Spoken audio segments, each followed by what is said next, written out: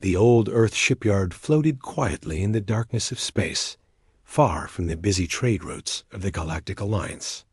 Most aliens who passed by thought it was just another piece of human junk, a broken station from a species that had only joined the galaxy. 50 years ago, Captain James stood on the bridge of the mining vessel.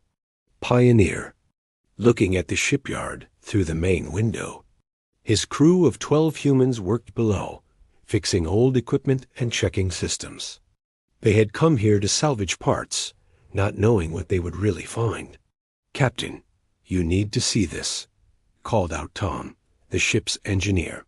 He had found a hidden door deep inside the station. Behind it was a massive hangar, untouched for decades. James and his crew entered the hangar. Their flashlights revealed something incredible, row after row of strange ships. These weren't like the smooth, elegant vessels the Galactic Alliance used. These ships looked rough, almost angry. They had thick armor plating, multiple weapon ports, and engines that seemed too large for their frames. "What are these?" asked Lisa, the navigator, running her hand along one ship's hull. Tom checked his scanner. "According to these files, Earth built these before we met the aliens. They're prototypes, experimental warships. The government mothballed them when we joined the Alliance. They said we didn't need weapons anymore, just trade ships." James felt something stir in his chest. The Galactic Alliance had always looked down on humans. They called Earth a junior member and laughed at human technology. The alien races, the proud Corvin Empire, the mysterious Void Collective, and the ancient Stellar Confederation all thought humans were weak newcomers who should be grateful just to trade with them. But these ships... These ships were different. "Can we get one working?" James asked. Tom grinned. "Give me 3 days." While Tom worked, strange news reached them. The Corvin Empire had started attacking Alliance border worlds. Their massive fleet was moving toward Earth's sector. The Alliance Council met and decided to abandon the human colonies. They weren't worth protecting, they said. Humanity was on its own. James made a decision. They would take one of these prototype ships and see what it could do. Tom chose the biggest ship in the hangar, a battlecruiser with Phoenix painted on its side. It took all 12 crew members working day and night, but they got the engines running. The ship's computer came online, revealing weapons and defense systems unlike anything in the modern galaxy. "This thing has something called a reality anchor," Tom said, reading the specifications. "And these weapons, they're not energy-based like Alliance tech. They fire some kind of compressed matter projectiles at near light speed." As they prepared to leave, James received an emergency message. A Corvin battle group of 20 ships was heading for the human colony on New Texas. The colonists had 6 hours before the attack. James looked at his crew. They were miners and salvagers, not soldiers. But someone had to try. "We're taking the Phoenix," he announced. "We're going to New Texas." His crew didn't hesitate. They transferred everything to the prototype ship. As the Phoenix powered up fully for the first time in 60 years, its reactor hummed with a sound that made the whole station shake. They left the shipyard behind and jumped to hyperspace. The Phoenix moved faster than any human ship they'd known. Its controls felt natural, designed for human hands and human thinking. As they approached New Texas, they saw the Corvin fleet already in orbit. 20 sleek warships against one old prototype with a crew of 12. James sat in the captain's chair. "Tom, bring all weapons online." "Captain," Lisa said quietly, "the Corvins are hailing us." "They're laughing. They say one old human ship should run before it gets destroyed." James smiled grimly. "Let's show them what humanity built when no one was watching." The Phoenix surged forward, and the battle for New Texas began. The galaxy had overlooked humanity's prototypes, thinking humans were just newcomers who needed protection. They were about to learn how wrong they were. Asterisk the Corvan commander. Admiral Rex laughed as he watched the lone human ship approach his fleet. His 20 warships hung in space like silver daggers, each one 3 times the size of most human vessels. He had destroyed dozens of worlds, and now these foolish humans thought one old ship could stop him. "Sir, the human ship is accelerating," reported his tactical officer. "Speed is. This can't be right." The Phoenix shot forward like a bullet. James gripped his chair as the prototype's engines roared to life with power that shouldn't exist. The ship moved faster than anything the modern galaxy had seen, weaving between the Corvan formation before they could react. "Fire the main guns." James ordered. Tom activated the weapons. Instead of the bright energy beams everyone expected, the Phoenix fired solid projectiles, chunks of compressed matter moving at incredible speed. The first shot hit a Corvan destroyer. The projectile punched through its shields like paper and tore the ship in half. The bridge went silent. Then Lisa whispered, "Did we just destroy their shields with one shot?" Admiral Rex stopped laughing. He screamed at his fleet, "All ships, attack that vessel." 20 Corvan ships opened fire at once. Energy beams lit up space around the Phoenix. But then something impossible happened. Tom activated the reality anchor, and the space around their ship seemed to bend. The energy beams curved away, missing entirely. "What is this technology?" Rex demanded. "The humans don't have anything like this." But they did. 60 years ago, before first contact, humanity had prepared for a hostile universe. They built weapons to fight unknown enemies. When aliens turned out to be friendly, Earth locked these ships away. Everyone forgot about them, except now, when they were needed most. James watched the tactical display. "Tom, can we use those missile pods?" "Already loaded, Captain." "These aren't normal missiles. They're something called hunter-killers. They have their own AI. Launch them." Hundreds of small missiles erupted from the Phoenix. They moved like living things, dodging defensive fire and chasing Corvan ships. Each missile picked a target and pursued it relentlessly. The Corvan point defense weapons, designed for slower Alliance missiles, couldn't track them. Explosions bloomed across the Corvan fleet. 3 more ships broke apart. Others took heavy damage and started falling back. On the planet below, the colonists watched in amazement. They had prepared to die, knowing the Alliance had abandoned them. Now they saw one human ship fighting off an entire invasion fleet. Admiral Rex's flagship, the massive battleship Conquest, turned all its weapons on the Phoenix. "Concentrate everything on that ship. Maximum firepower." The Phoenix shook as some shots got through the reality anchor's effect. Warning lights flashed on the bridge. "Hull breach on deck 7. Someone shouted. "Shields at 40%. James stayed calm. "Take us straight at them, Captain?" Lisa looked shocked. "Trust me." "Tom, is the ram plate ready?" Tom checked his console and smiled.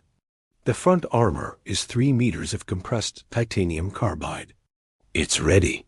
The Phoenix accelerated straight at the Conquest. Admiral Rex couldn't believe it. The humans were going to ram him. He ordered evasive action, but the Phoenix matched every move. At the last second, James ordered, "Fire the breacher rounds." The Phoenix's front guns fired special projectiles that attached to the Conquest's hull. They exploded inward, creating holes in the armor. Then the Phoenix's reinforced prow smashed into the battleship. The impact was tremendous. The Conquest's entire front section crumpled. Its main reactor went critical. Admiral Rex barely escaped in a pod as his flagship exploded behind him. The remaining Corvan ships stopped firing. They had come expecting easy prey, weak humans with inferior technology. Instead, they faced something from humanity's hidden past when Earth prepared for the worst. "Sir," Lisa reported, "the Corvan fleet is retreating." All remaining ships are jumping to hyperspace. The bridge erupted in cheers. 12 humans in an old prototype had defeated 20 modern warships, but James didn't celebrate yet. He opened a channel to the fleeing Admiral Rex. "Tell the galaxy what you saw here. Humanity has been patient. We've been peaceful. But we are not weak. And we have more ships like this one." Rex's escape pod jumped away, carrying a message that would shock the entire galaxy. Down on New Texas, millions of colonists cheered as the Phoenix descended to check on them. They had witnessed something incredible, the day humanity showed its hidden strength. Asterisk. News of the battle spread through the Galactic Alliance like wildfire.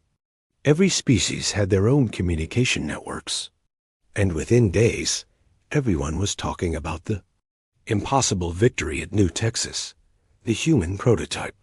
Ship had done what entire Alliance fleets couldn't do. Stopped. A Corvin invasion force.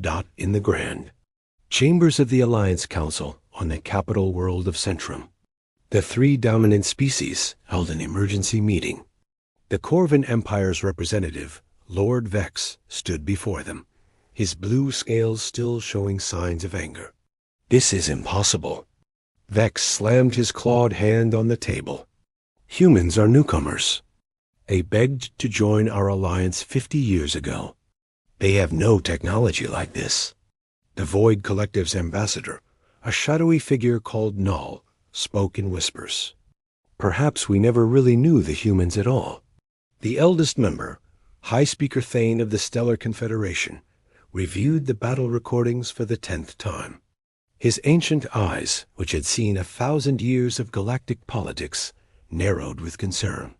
"Look at these weapon signatures," Thane said. "This isn't based on our technology. The humans developed this independently, before they met us." Meanwhile, on Earth, the government faced a crisis. President Wilson sat with his military advisors, all watching James and his crew on the news feeds. The Phoenix had landed on New Texas to help with repairs and medical aid. "How many of these prototype ships do we have?" Wilson asked.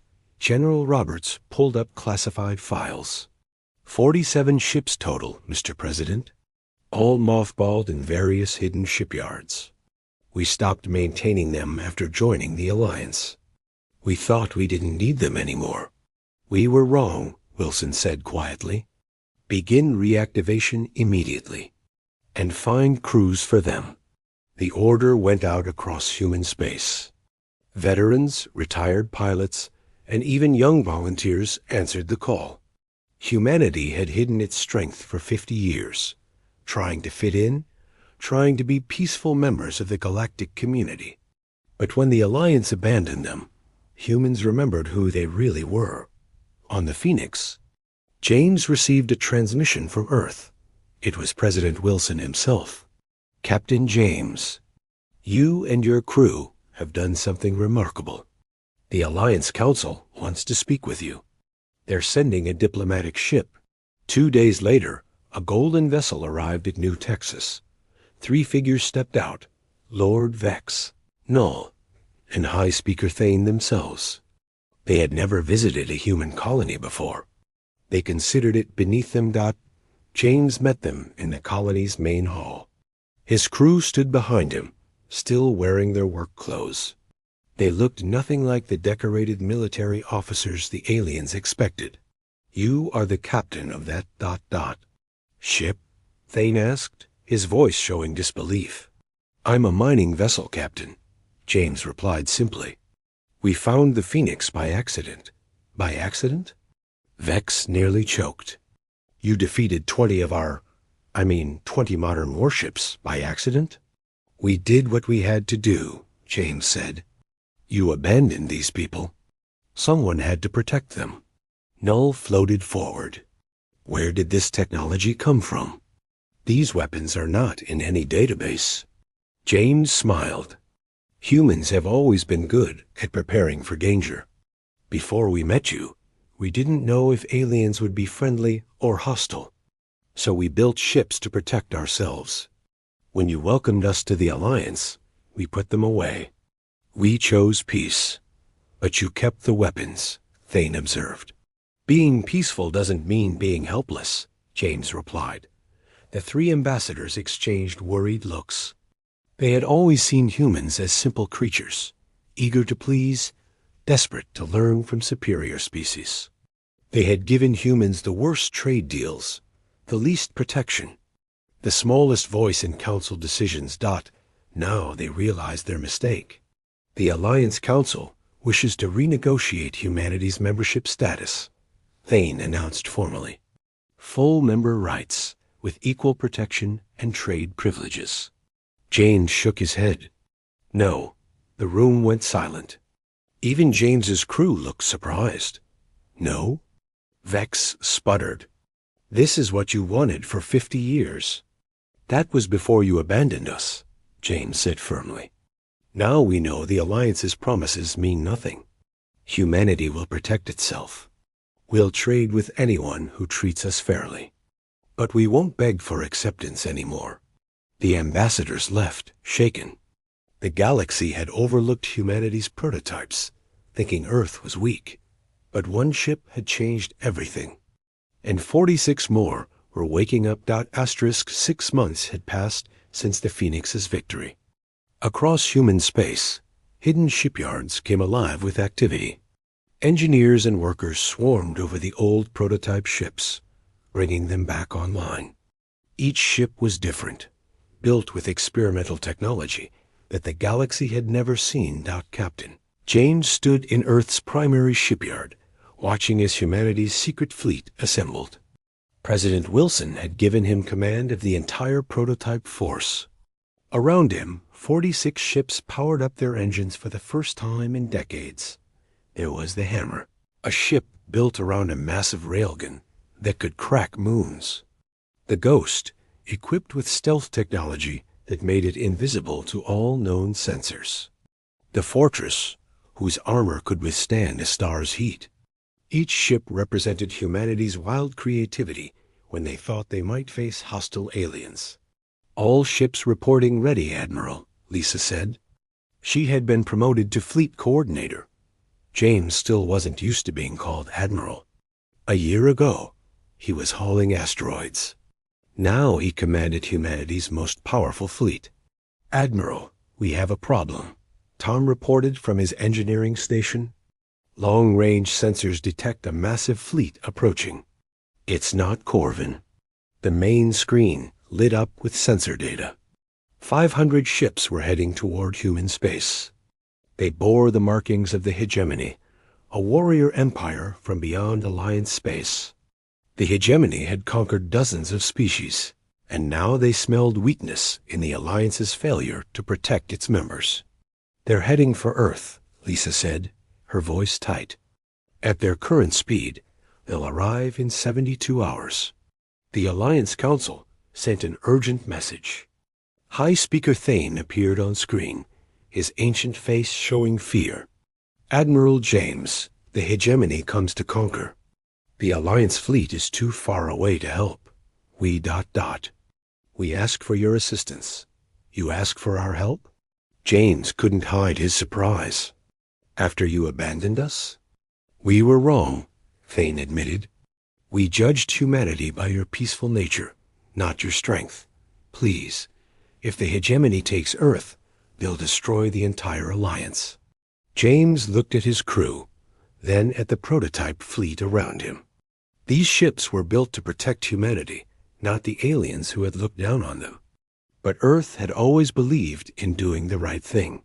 We'll stop them, James said, but not for the Alliance. We'll do it because it's right. The human fleet jumped to hyperspace, arriving at the edge of Earth's solar system. There they waited as the Hegemony Armada approached, 500 ships strong, each one a veteran of conquest. The Hegemony commander, Warlord King, sent a message. Surrender, humans. We have heard of your one lucky victory. But one ship cannot stop 500. James smiled. Good thing we brought 47. The prototype fleet spread out in formation. Each ship activated its unique systems. The Ghost vanished from sensors. The Fortress moved forward as a shield. The Hammer charged its main weapon. All ships, James broadcast, show them what humanity built in the dark. The battle began with the Hammer firing. Its railgun shot a projectile the size of a building at near light speed. It punched through 12 hegemony ships in a line before stopping. The Ghost appeared inside the enemy formation, launching antimatter mines before disappearing again. The Fortress absorbed the combined fire of 50 ships without taking damage, but the Phoenix led the charge. James pushed the ship to its limits, the reality anchor bending space around them. They danced through enemy fire, their weapons tearing through shields and armor. The hegemony had never faced anything like this. Their conquests had been against species using standard Alliance technology, energy shields, plasma weapons, predictable tactics. But humans had built these ships thinking they might fight gods or monsters from space. They had prepared for anything. Ship after ship, the hegemony fleet crumbled. Warlord Kane watched in horror as his unstoppable armada was torn apart by just 47 human vessels. "What are you?" Kane transmitted in desperation. "We're humans," James replied. "We spent 50 years being polite, but we never forgot how to fight." The Phoenix fired its main guns, destroying Kane's flagship. The remaining hegemony ships fled in panic, carrying stories of humanity's impossible fleet back to their empire. As the debris settled, James received messages from across the galaxy. Species that had ignored humanity now begged for alliance. The powerful suddenly wanted to be friends, but humanity had learned its lesson. They would help others, but never again would they hide their strength. Asterisk. 1 year after the hegemony's defeat, the galaxy had completely changed. The small mining station where James first found the Phoenix had become a symbol of humanity's transformation. Now it was a museum, visited by thousands of aliens who wanted to understand how they had misjudged humanity so badly. James stood on the bridge of the Phoenix, now the flagship of humanity's growing fleet. Earth hadn't just reactivated the old prototypes, they had started building new ones. Human shipyards worked day and night, creating vessels that combined their old creativity with new knowledge. "Admiral, the Council is ready for you," Lisa announced. The Galactic Alliance Council had moved its headquarters to a neutral station, halfway between Earth and Centrum. For the first time in its 1,000-year history, a human would address the full assembly as an equal. James entered the vast council chamber. Representatives from every known species filled the seats. The Corvin Empire, the Void Collective, a Stellar Confederation, all watched as he took the podium. Even the defeated hegemony had sent observers. "1 year ago," James began, "you abandoned humanity when we needed you most. You thought we were weak because we chose peace. You thought our technology was inferior because we didn't show our weapons." He paused, looking at the assembled aliens. "You were wrong. Humans have always been warriors. We just learned to be warriors who choose peace. There's a difference between being peaceful and being harmless." High Speaker Thane stood. "Admiral James, the Alliance offers Earth leadership of the Council. Your strength is proven." "No," James interrupted. "Earth doesn't want to rule anyone. We've seen what happens when the strong dominate the weak. It happened to us." Lord Vex spoke up. "Then what does humanity want?" "Balance," James replied. "Every species gets an equal voice, not based on strength or age or technology, based on the simple fact that we all share this galaxy." The chamber erupted in discussion. The powerful species had never considered true equality. They had always believed in hierarchy, in the strong leading the weak. And if someone refuses? Null whispered from the shadows.